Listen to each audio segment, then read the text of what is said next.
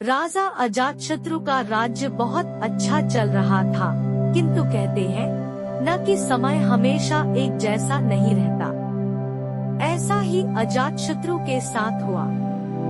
राजा कई मुश्किलों से घिर गए और उन मुश्किलों से बाहर नहीं निकल पा रहे थे। उन्होंने कई युक्तियां अपनाई लेकिन असफल रहे। एक दिन उनकी मुलाकात एक तांत्रिक से हुई। राजा ने तांत्रिक को अपनी मुश्किलें बताई। तांत्रिक ने राजा की बातों को ध्यान से सुना, फिर उसने एक उपाय बताया। तांत्रिक ने कहा, आपको पशु बलि देनी पड़ेगी, तभी आपकी मुश्किलों का समाधान होगा। पहले तो राजा काफी सोच विचार में पड़ गया, लेकिन उन्हें जब कोई भी रास्ता न दिखा तो उन्होंने तांत्रिक की बात मान ली। तांत्रिक के कहे एक बड़ा अनुष्ठान किया गया। पशुओं को मैदान में बलि देने के लिए बांध दिया गया। संयोगवश उस समय महात्मा बुद्ध राजा के नगर में पहुँचे। वे उसी स्थान से गुजर रहे थे जहाँ पर राजा ने अनुष्ठान कराया था। महात्मा बुद्ध ने जब देखा कि निर्दोष पशुओं की बलि दी जाने वाली है, तो वे राजा के पास गए और बोले, राजन, आप इन निर्दोष पशुओं को क्यों मारने जा रहे हैं? राजा बोले, महात्मा जी, मैं इन्हें मारने नहीं अपितु राज्य के कल्याण के लिए इनकी बलि देने जा रहा हूँ, जिससे सारे राज्य का कल्याण होगा। महात्मा बुद्ध बोले, क्या किसी निर्दोष जीव की बलि देने से किसी का भला भी हो सकता है?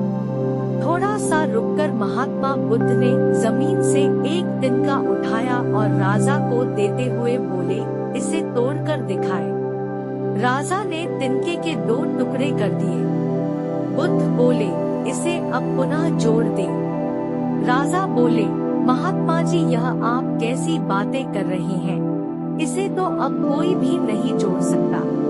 तब बुद्ध राजा को समझाते हुए बोले, राजन, जिस प्रकार इस तिनके के टूट जाने के बाद आप इसे नहीं जोड़ सकते, ठीक उसी प्रकार जब आप इन पशुओं की बलि देंगे तो यह निर्दोष जीव आपके कारण मृत्यु को प्राप्त होंगे और इन्हें आप दोबारा जिंदा नहीं कर सकते, बल्कि इनके मरने के बाद आपको जीव हत्या का दोष लगेगा और आपकी मुश्किलें कम होने के बजाय और भी कहीं अधिक बढ़ जाएंगी, क्योंकि किसी भी निर्दोष जीव को मारकर कोई भी व्यक्ति खुशी नहीं प्राप्त कर सकता। आपकी समस्या का हल निर्दोष जीवों को मारने से कैसे हो सकता है? आप राजा हैं, आपको सोच विचार कर निर्णय लेना चाहिए। अगर आप सच में अपनी मुश्किलों का हल चाहते हैं, तो दिमाग से काम लीजिए। मुश्किलें तो आती जाती रहती है, यही जिंदगी का सच है। किसी निर्दोष जीव को मारने से समस्याएं नहीं समाप्त होंगी, बल्कि उसका हल आपको बुद्धि से ही निकालना होगा।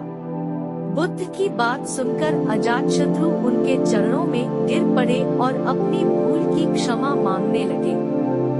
अजातशत्रु ने ऐलान करा दिया कि अब से उनके राज्य में किसी निर्दोष जीव की हत्या नहीं की जाएगी।